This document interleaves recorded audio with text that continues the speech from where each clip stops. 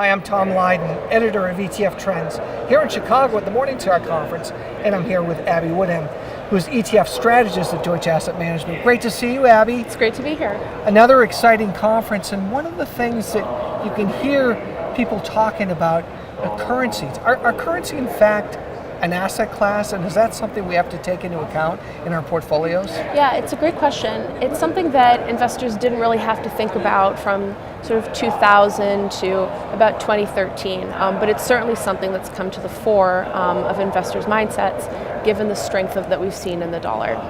But really, for the average investor and the average advisor, to actually invest in currencies wasn't easy. It wasn't an easy task back then either, right? Yeah, and what a lot of investors don't realize is that they actually have passive exposure to currencies if they're not currency hedged. Any investment that's denominated in something other than dollars, so we typically talk about international stocks, what you really own, like you said, is two asset classes, the international stocks and then the currency exposure as well. So for example, if you have a mutual fund or an ETF that invests in European stocks and it's not currency hedged, you're actually invested in the euro, correct? Yeah, exactly. So the return that you get to that ETF or mutual fund to your portfolio will be driven by the return of the European stocks denominated in euros, but then also you have exposure to fluctuations in the value of the euro relative to the US dollar. So to continue on that example, if the European market were to go up by 10%, but the dollar were to go up 10% compared to the euro, you'd make no money. Exactly, you would be about flat for the year, and that's actually what happened with the UK market in 2016. It was almost a record year for UK stocks, but because the pound weakened so significantly, investors that weren't hedged were about flat for the year,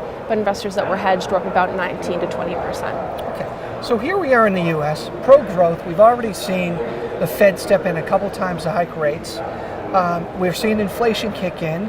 We're expecting more rate hikes in the future. Dollar appears to be pretty strong and potential to get stronger, where other developed markets are still having some challenges.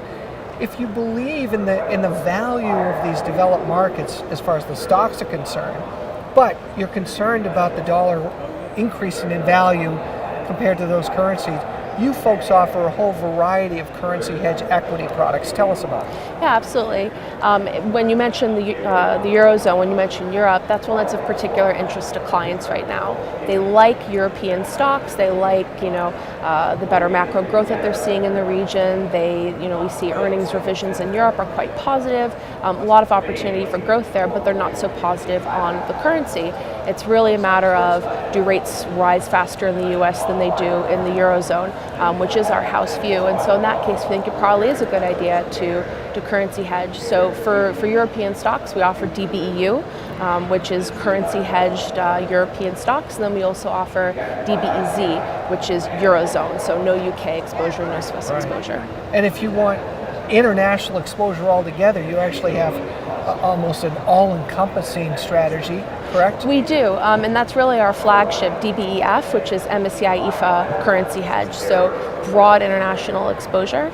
It's an underlying benchmark, an underlying set of equities that investors typically already have exposure to, but maybe not on a currency hedge basis, and so we find that being very popular with investors. I know you've put some special reports on the Smart Beta channel that you're sponsoring on ETF Trends, so investors can get more information there. Or if they want to go to your website is?